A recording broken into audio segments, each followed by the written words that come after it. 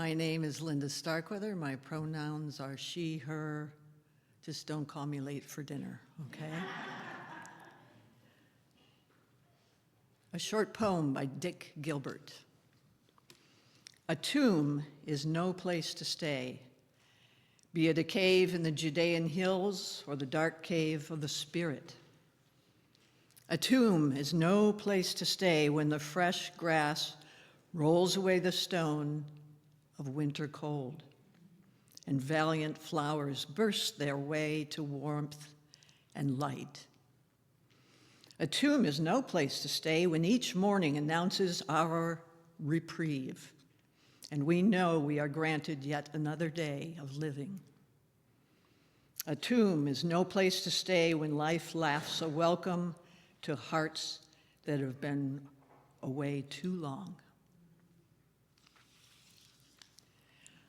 Good morning, and I am so happy to be here on this glorious morning. As many people have mentioned, what a perfect day to celebrate Easter.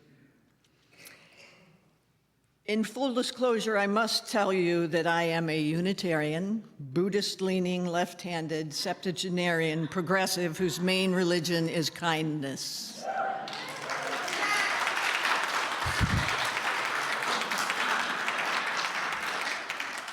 All right, that's a good sign, Lynn. You can go turn off the car. We aren't going to have to make a quick escape anymore.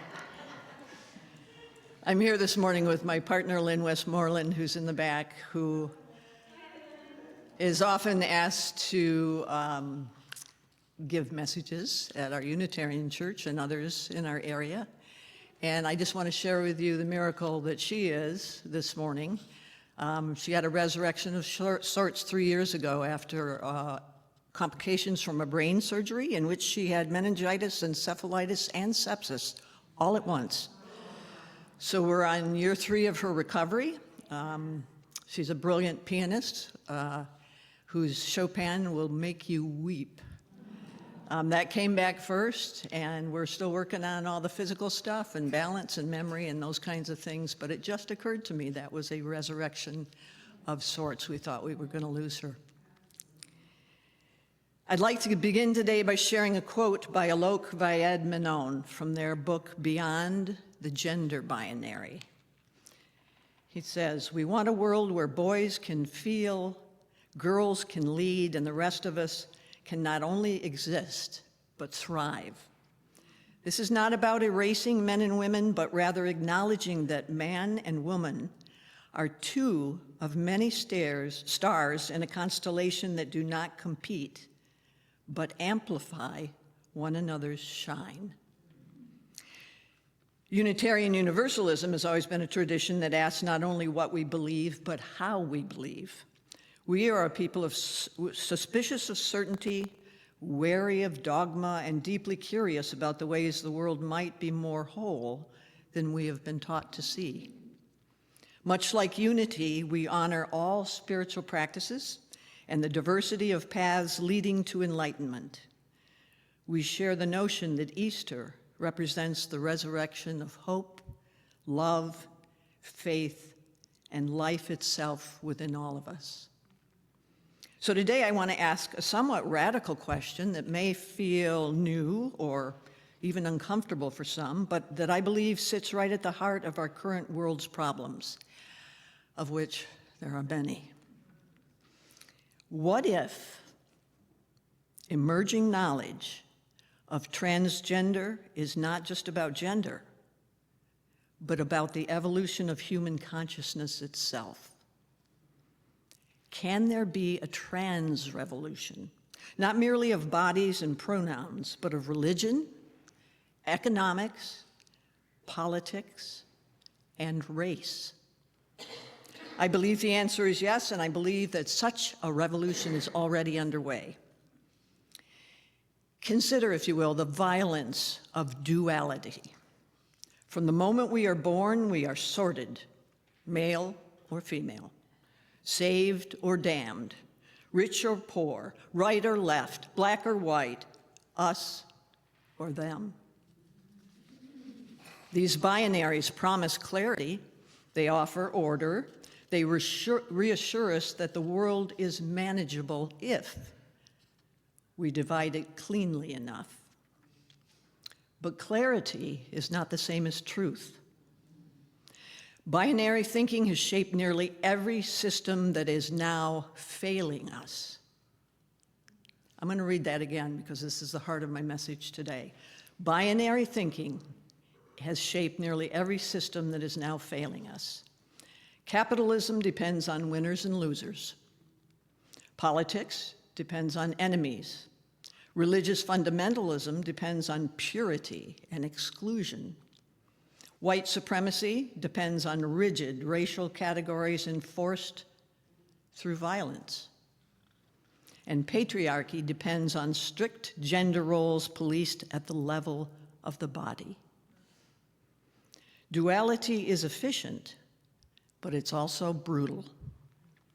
And it is no accident that those who live in between categories, queer people, trans people, biracial folks, religious heretics, atheists, and cultural border dwellers, have so often been treated as threats because they expose the lie. Now, as a kid, I was considered a tomboy. I played sports, made forts in the woods, played baseball in the streets. I had mostly boys for friends and had no use for my poor mother's wishes that I learn to sew, cook, and be a well-behaved young lady. I didn't want to be a boy. I just had more fun playing with them. I remember Thanksgiving dinner at my grandmother's house with all the aunts, uncles, and cousins in attendance. My mother and my aunts awoke early to help my grandmother prepare an amazing Thanksgiving dinner with all the trimmings. The men and the kids were out playing in the yard until dinner was served. We all piled in to enjoy this amazing feast, which lasted about 10 minutes, including dessert, right? And then all the men left the table to watch the football game, and us kids ran outside to have fun while my grandmother, my mother, my aunts were left to clean up the mess. Here it is important to mention that my mother, my aunts, and my grandmother all had full-time jobs. It was at that moment, as a precocious 10-year-old, that I realized which club I would rather belong to. 12 years later, I came out as a lesbian. I suspect the major reason for the choice, for me it was one, was role rejection rather than any biological or traumatic reason. What do trans people reveal? The comedian, poet, and activist Alok often says something that unsettles people in the very best way. Alok reminds us that gender is not a fact of nature we discovered.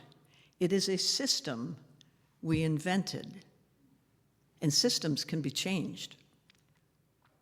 Alok speaks about how trans bodies are framed as confusing or dangerous. Well, not because they are inherently so, but because they refuse to obey a worldview that insists that everything must be either or. In Alok's words, trans people are not new. What is new is the attempt to erase them. Across cultures and centuries, two-spirit people, tomboys, ladyboys, sworn virgins, gender-variant mystics, human beings have always lived beyond the binary. What modern Western society did was to narrow the acceptable range of human expression and then punish those who exceeded it. So transgender is not an anomaly, it is a revelation and potentially a guide to the resurrection of hope, love, faith, and life itself within all of us. What if we consider gender as a spiritual teacher? In my Unitarian tradition, we often say that revelation is ongoing. Truth does not arrive once and for all. It keeps unfolding as evolution, an evolution of sorts. What if trans people are part of that unfolding, that next step in our human evolution. Trans experience teaches us something profound, that identity is not fixed, that embodiment is not destiny, and that authenticity may require transformation, a resurrection of sorts. This is deeply spiritual knowledge. Think about it. Nearly every spiritual tradition speaks of rebirth, metamorphosis, shedding old skins, dying before dying, and some sort of resurrection. Yet when people actually do this with their bodies and their lives, society panics. Why? Because trans people demonstrate that the self is not confined to what can be seen, categorized, or controlled. They show us that becoming is more fundamental than being, and that insight does not stop with gender. Now, let's go beyond sexual duality, because if we can release the binary of male-female, what else might loosen its grip? If gender can be a spectrum, a process, a story, what about sexuality? What about desire itself? Queer and trans communities have already shown us that love does not obey neat categories, that intimacy is creative, that attraction is contextual, that relationships can be shaped by consent rather than tradition. This doesn't mean chaos, it means choice. It means replacing compulsory norms with intentional ethics.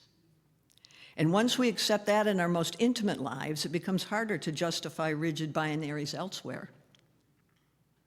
Now let's go beyond religious duality. Religion, too, has been trapped in duality. You're a believer or a heretic, orthodox or deviant, sacred or profane, but trans wisdom invites us to see spirituality as a threshold experience, a crossing rather than a wall.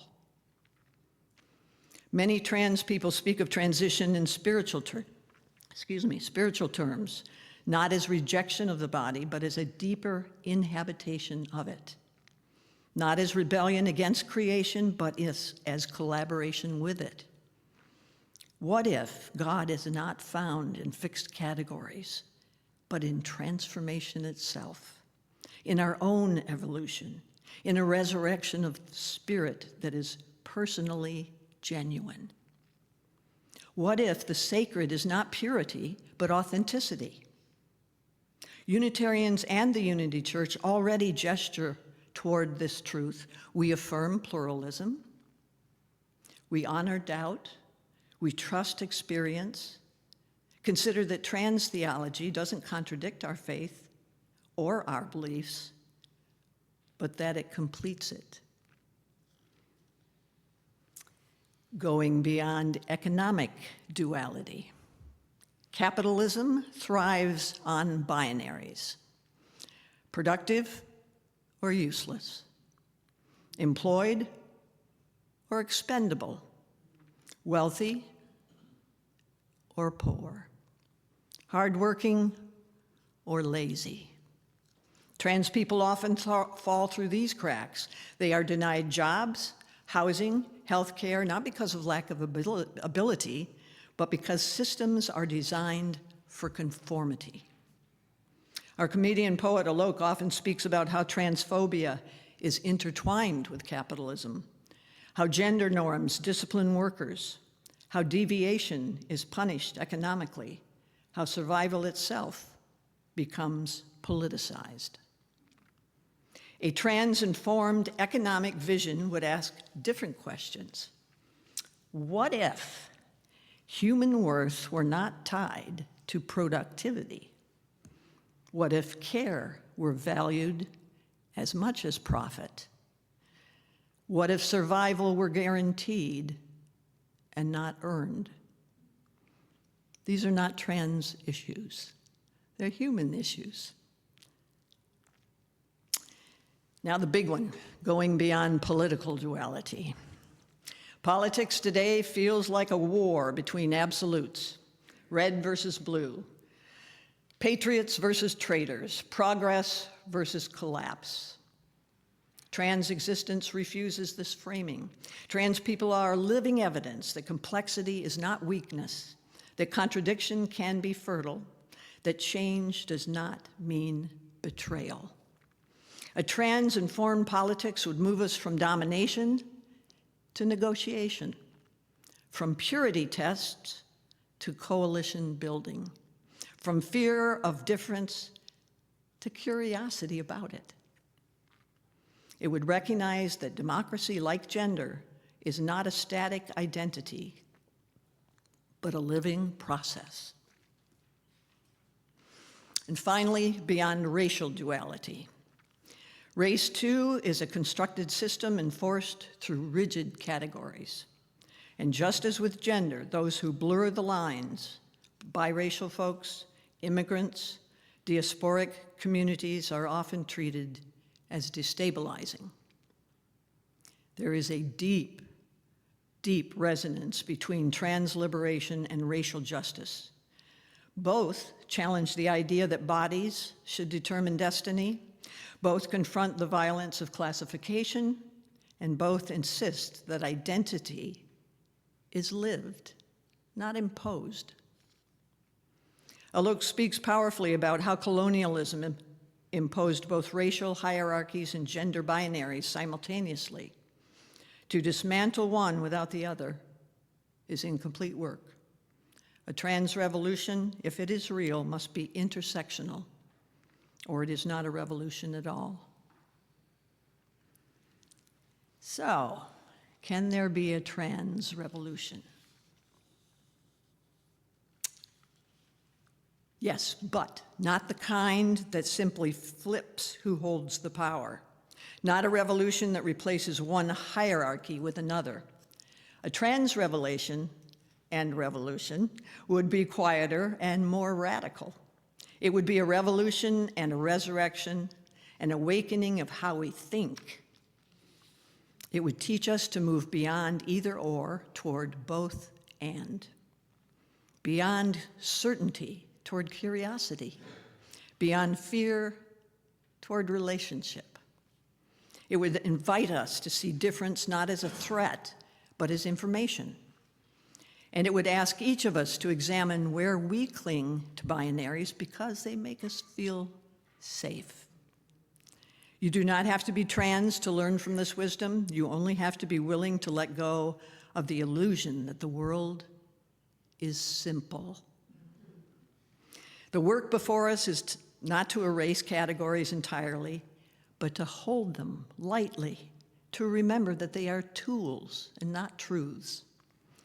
In a time of polarization, trans people offer us a glimpse of another way to be human, one rooted in becoming rather than policing, in authenticity rather than obedience. May we have the courage to listen. May we have the humility to unlearn. And may we together participate in the slow, sacred resurrection of becoming more whole. May it be so. Light of God.